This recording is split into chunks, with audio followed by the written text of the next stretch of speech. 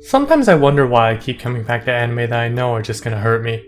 This is Rascal Does Not Dream of a Dreaming Girl, a movie with a title only slightly less suspicious than the show that precedes it. Since this is a sequel to Bunny Girl Senpai, I assume that you've already watched both the series and the movie, and if you haven't, come back later, because I'm not holding back on spoilers. Now that that's out of the way, welcome to the only movie that will fuck you up so bad you'll pause it halfway through and hope to God you wake up and everything you'd seen so far was a dream. Not in a they ruined the story and fucked everything up with time travel bullshit way, but just...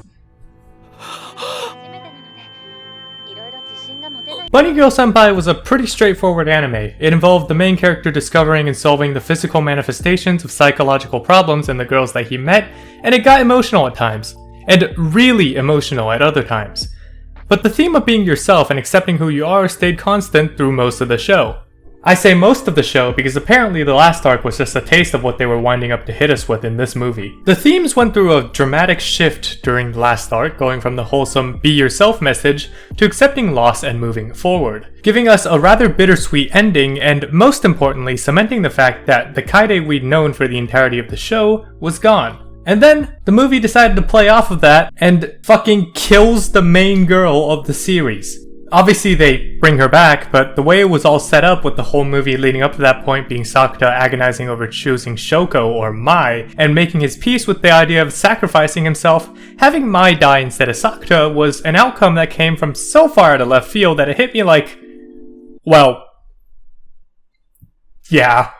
At this point, this guy Sakuta has been fucked so hard by the writers that he might as well have been bitten by a radioactive spider, and I was fully convinced that there was a good chance that they were just gonna keep Mai dead, since it's not like they brought Kaede back after the last arc. But even with that, I can't criticize the decision of bringing Mai back with time travel, because even with going through all that trouble to save her, as far as Sakuta knew, he still loses someone just as important. The entire Bunny Girl Senpai series has been successful in taking pretty generic concepts and putting a unique twist on them that catches you completely off guard every time. And even this super overused trope of everything being a dream is the same way. Since instead of it just being an easy retcon for the writers to avoid all consequences, leaving you extremely unsatisfied, you end up feeling almost glad for Sakuta after all that he had to go through to save the people he cared about. The reset was also built up through the movie. Naturally, since her younger self was still able to influence the world in the beginning of the film through her future aspirations assignment, it was already set up that all of the events of the movie, and by extension the show, was the dream of the grade school Makinohara Shoko,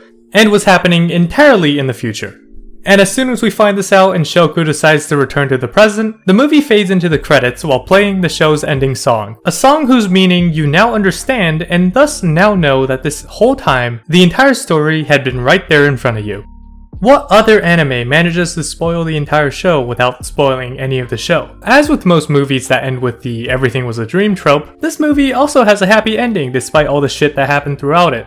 Which, personally, I would have preferred it if the movie stuck with the more bittersweet themes of the show's ending, but since it closed the series up well and uncovered all the secrets that were still a mystery by the end of the show, I think Sakuta deserves a happy ending this time, especially after what this movie had put him through. And that's about it for what I've got to say about Rascal Does Not Dream of a Dreaming Girl, a fitting end to the masterpiece that is the Bunny Girl Senpai series, and one that leaves you feeling happy for the characters even though it went to the effort to tear through your ribs and rip out your heart.